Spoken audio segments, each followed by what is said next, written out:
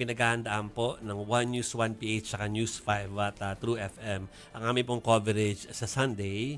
Well, before November Sunday, 30. yung Friday muna, yung ICC po. Meron kami nun, Pero sa Sunday, ay meron po kami nung mga rallies naman na trillion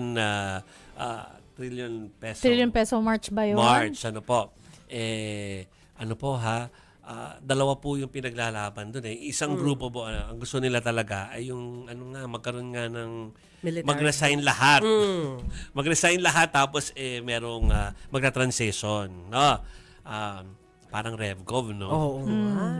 Tapos yung isa naman po, dito sa EDSA, sila naman po, ang kanilang hihilingin ay transparency lang talaga at saka ikulong ang dapat ikulong. Accountability. So alam natin na nag-anunsyo na si dating Vice Presidente Leni Robredo na siya ay pupunta sa Sunday sa isa sa mga rallies na yan. So abangan niyo po yung coverage namin sa darating na Sunday. Pero November 30.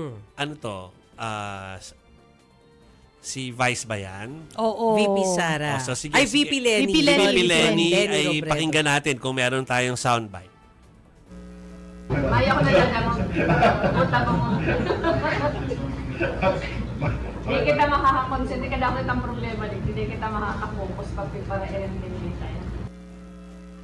So, ito ang tanong ay kung tatakbo siya sa pagkapangulo. Oo, Kasi sa may mga 2028. nananawagan. Pero basta.